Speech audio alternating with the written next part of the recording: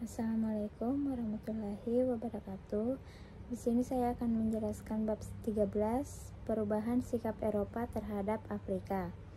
Bab 13 dalam teks ini membahas tentang perubahan sikap Eropa terhadap Afrika dengan fokus pada berbagai aspek yang membentuk pandangan dan tindakan Eropa di benua tersebut sepanjang abad ke-19.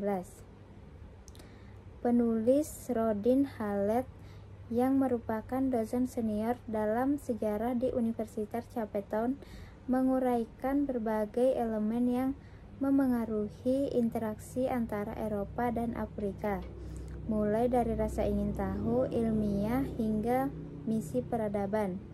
Secara umum, bab ini menunjukkan bahwa sikap Eropa terhadap Afrika berkembang secara bertahap, dipengaruhi oleh faktor sosial, politik, ekonomi, dan budaya. Yang pertama, kehadiran Eropa di Afrika.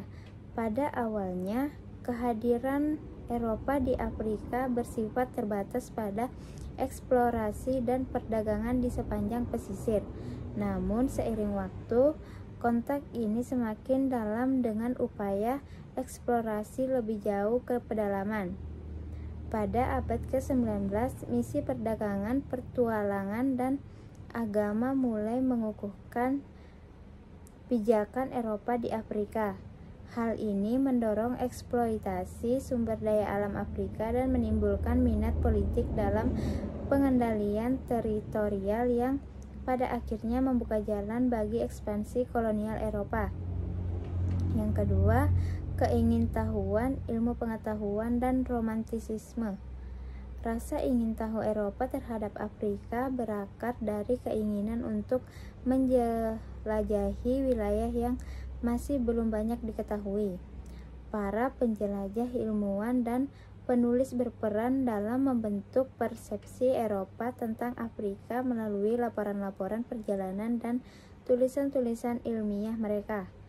Afrika seringkali digambarkan dengan romantisisme sebagai benua yang eksotis dan misterius.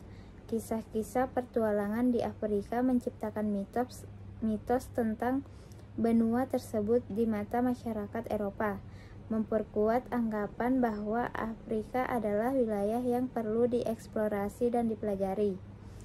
Yang ketiga, teori ras dan budaya. Pemikiran tentang ras memainkan peran penting dalam membentuk sikap Eropa terhadap Afrika. Teori yang berkembang pada masa itu seringkali menempatkan orang Afrika di posisi yang dianggap lebih rendah dan hierarki rasial. Diskusi tentang tempat orang negro dalam alam menjadi sentral dalam wacana tentang budaya dan peradaban. Stereotip ini tidak hanya digunakan untuk membenarkan dominasi Eropa di Afrika, tetapi juga menjadi dasar bagi kebijakan yang diambil dalam upaya mendidik dan membudayakan masyarakat Afrika. Yang keempat, reaksi terhadap Islam. Sikap Eropa terhadap Islam di Afrika cukup bervariasi, bergantung pada wilayah dan konteks politiknya. Di beberapa tempat, Islam dipandang sebagai penghalang terhadap misi peradaban dan ekspansi kolonial. Di tempat lain ada juga rasa hormat terhadap peradaban Islam yang sudah mapan di Afrika Utara dan bagian-bagian lain benua tersebut. Namun secara umum, misi kolonial Eropa seringkali memandang Islam dengan kecurigaan dan terkadang melakukan upaya untuk menghalangi penyebarannya di wilayah-wilayah yang ingin mereka kuasai. Yang kelima, sumber daya alam Afrika. Salah satu aspek penting yang menjadi perhatian Eropa adalah sumber daya alam Afrika yang melimpah. Namun pada awalnya, minat terhadap eksploitasi sumber daya tersebut masih terbatas. Seiring dengan berkembangnya revolusi industri di Eropa, minat terhadap kekayaan alam Afrika seperti emas, berlian, dan karet semakin meningkat. Kekayaan alam Afrika dilihat sebagai peluang besar bagi pertumbuhan ekonomi Eropa, sehingga mendorong eksploitasi besar-besaran dan perebutan wilayah di benua tersebut. Yang keenam, misi peradaban. Misi untuk memperadabkan Afrika adalah bagian penting dari imperialisme Eropa. Kaum imperialis seringkali mengklaim bahwa tujuan mereka adalah untuk membawa pendidikan agama dan budaya ke Afrika. Meskipun narasi ini sering digunakan untuk membenarkan dominasi kolonial, kenyataannya misi peradaban ini seringkali dilakukan dengan cara yang brutal dan eksploitatif. Eropa berusaha untuk membentuk Afrika sesuai dengan nilai-nilai dan kepentingannya sendiri, tanpa mempertimbangkan budaya dan tradisi lokal yang sudah ada. Ketujuh, pertimbangan strategi dan pandangan imperial terhadap Afrika. Afrika juga menjadi penting dalam persaingan kekuatan bentar Eropa.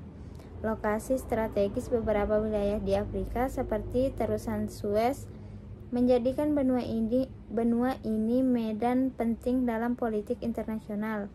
Pandangan imperial terhadap Afrika lebih dari sekedar ekonomi. Ia juga berperan dalam peranan dan kontrol rute-rute perdagangan global. Pandangan ini semakin menguatkan keinginan Eropa untuk menguasai wilayah-wilayah Afrika demi kepentingan strategis dan geopolitik mereka. Sekian yang dapat saya sampaikan. Wassalamualaikum warahmatullahi wabarakatuh.